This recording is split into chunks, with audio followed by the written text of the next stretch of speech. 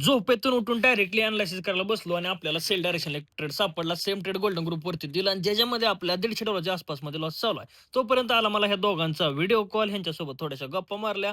पुढं काय करायचं जरा नियोजन केलं थोडंसं, कसं काय मार्केट चालू आहे बघितलं. भूक लागली होती. जेवण ऑर्डर केलं.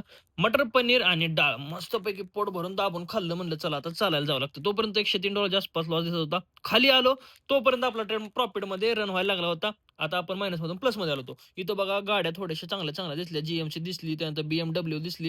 ह्या 2 लहान पोरी आणि त्यांच्या आई अशा नाचत-नाचत पुढे चालल्या होत्या. मागे त्यांचा बाप सगळा सामान गोळा करून घेऊन येत होता. पुढे गेलो म्हणलं चला आता थोडंसं बीच साईडला जावं, पण मला समजलं की बीच हा बंद आहे. म्हणून चालत-चालत म्हणलं की कुठून कोपऱ्यातून जागा मिळते का असं बघावं.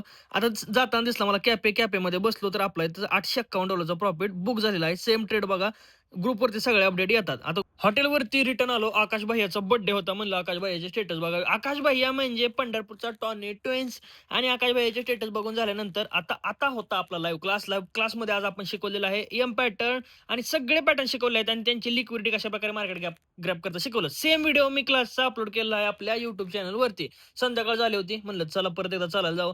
चालायला गेलो तर संध्याकाळचा नाईट व्ह्यू जो होता तो एकदम टॉप क्लास होता. चालत आलो. एकटाच होतो गरीब बिचारा मी आता.